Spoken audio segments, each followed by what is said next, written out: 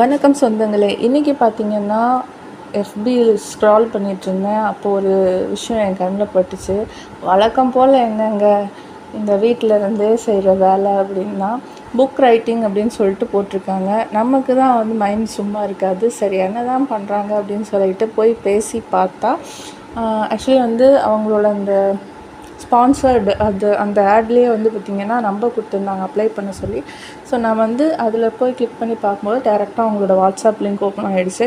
So அந்த வாட்ஸ்அப்பில் போய் ஃபஸ்ட்டு மெசேஜ் பண்ணும்போது ஒரு வெல்கம் நோட் மாதிரி கொடுத்துட்டு மறுபடியும் இன்னொரு நம்பர் கொடுத்தாங்க, இதில் போய் மெசேஜ் பண்ணுங்கள் ஃபர்தர் டீட்டெயில்ஸ்க்குன்னு. நானும் சரி போய் மெசேஜ் பண்ணி பார்த்தேன். அப்போது வந்து நான் ஸ்க்ரீனில் வந்து பின் பண்ணுறேன். ஸோ இந்த டீட்டெயில்ஸ் எல்லாமே எனக்கு வந்துச்சு.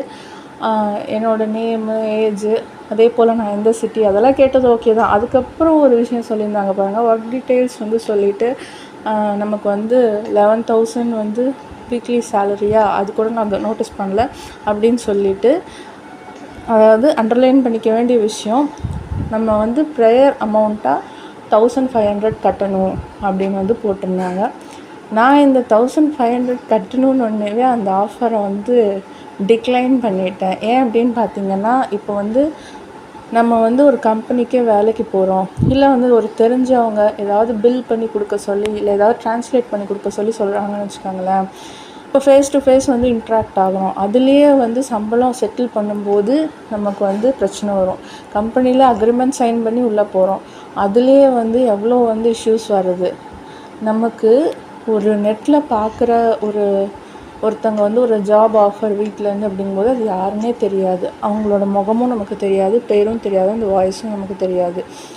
அப்படி இருக்கவங்க இதில் வந்து ஆனால் வந்து வாய்ஸ் நோட் அனுப்பியிருந்தாங்க, பட் நான் அதை ஓப்பன் பண்ணல. ஸோ வந்து எதுவுமே தெரியாது.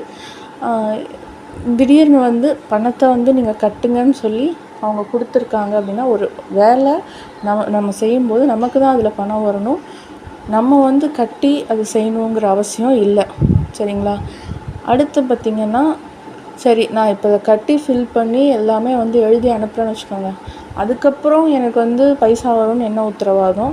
நான் வந்து எழுதினதுக்கப்புறம் சப்போஸ் வந்து நான் பணம் கட்டினதுக்கப்புறம் அவங்க இது மெட்டீரியல்ஸும் அனுப்புனதுக்கப்புறம் எழுதினதுக்கப்புறம் அவங்க ரெஸ்பான்ஸ் கொடுக்கலன்னா, அப்போ எனக்கு அந்த 1,500 வேஸ்ட்டு தானே.